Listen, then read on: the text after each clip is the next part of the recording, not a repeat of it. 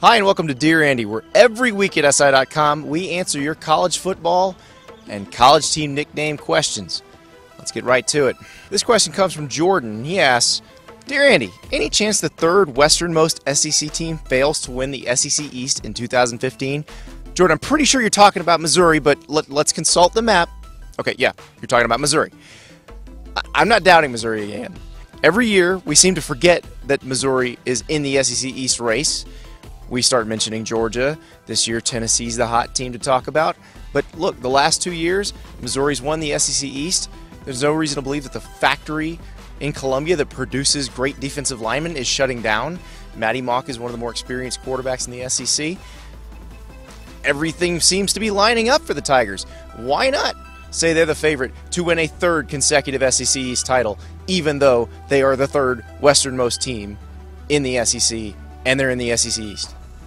Hey, let's not worry about geography. Let's just worry about football. Yeah, Missouri's got a shot to win the East again. This question comes from Colin.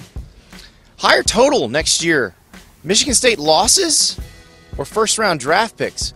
Well, if our Chris Burke is to be believed, the Spartans will have 3 first-round draft picks. That's his way too early 2016 mock draft.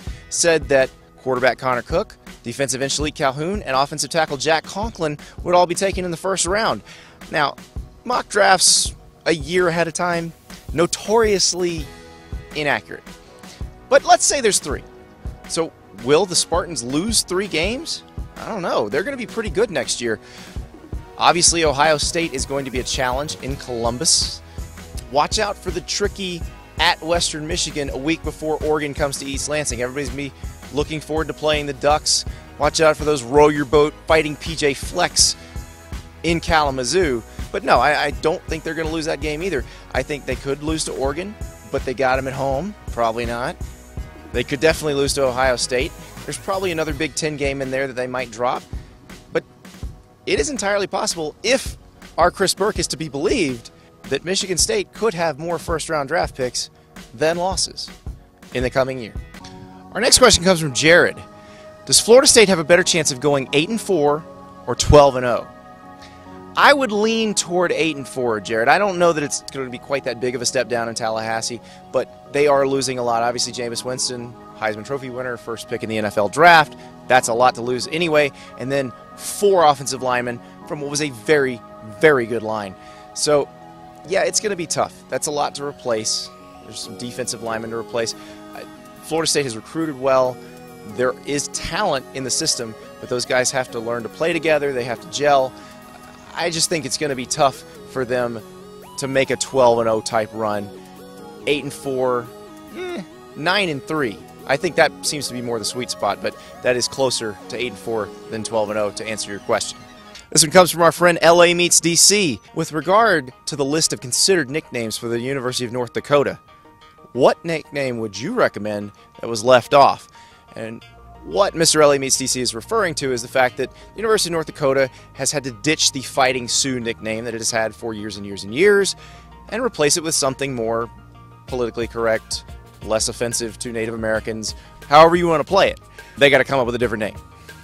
So they invited suggestions, and they're going to consider some of those suggestions. They've put out a list of the names that are under consideration, but they've also put out a much better list of names that were not considered. This list is amazing.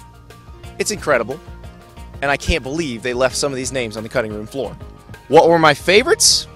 Well, you have Bison, B-I-Z-O-N, which is a direct shot at rival North Dakota State, which calls its teams the Bison, but it's spelled B-I-S-O-N, and the person who suggested this name said, so North Dakota State will have to pronounce its mascot correctly. Now that is great rivalry trolling. Another name I just loved, the Tater Tots. Who doesn't love a tater tot? Everybody would root for the Tater Tots. How could you root against a tater tot? It's delicious. It might be preschool's most perfect snack food. But no, apparently they're too high and mighty to be the Tater Tots. And maybe the greatest travesty here is the people who lead the University of North Dakota decided that they did not want their teams referred to as the Bearman Pigs. The person who suggested Bearman Pig said, because it's awesome. And they were right. It is. In fact, I don't really care what nickname they choose from now on when I cover University of North Dakota athletics, which doesn't happen often because I don't cover a lot of college hockey. I am going to refer to their team as the Bearman Pigs. For SI.com, I'm Andy Staples.